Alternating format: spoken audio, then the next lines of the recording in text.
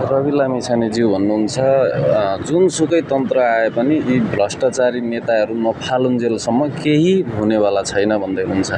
उहाँको कुरो चाहिँ मलाई पनि सही नै लाग्यो, तर यिनीहरूलाई फाल्न चाहिँ कसरी फाल्नुहुन्छ त?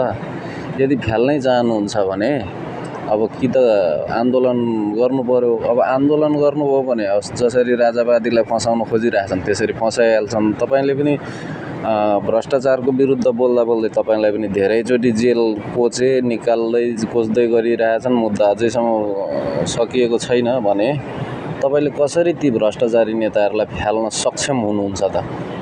फाल्ने योजना के छ हो त्यो योजना पनि भनिदिनु भएको भए चाहिँ स्पष्ट हुन्थ्यो। तर त्यो योजना तपाईँको के छ, कसरी फाल्नुहुन्छ भन्ने चाहिँ हामीले बुझ्न पाएनौँ। फाल्नु चाहिँ पर्छ जसरी हुन्छ। अब आशा र भरोसा भनेको जनताले गरेका तपाईँसँगै छन्। अब तपाईँले फाल्नुभयो भने ठिकै छ, फाल्न सक्नुभयो भने चाहिँ धेरै राम्रो हो। तर अब फाल्नलाई त्यति सजिलो छैन।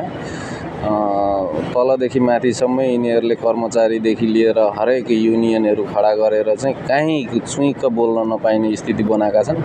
हजुरहरूलाई यो च्यानल सही लाग्यो भने सब्सक्राइब गर्नु नभुल्नु होला। धन्यवाद।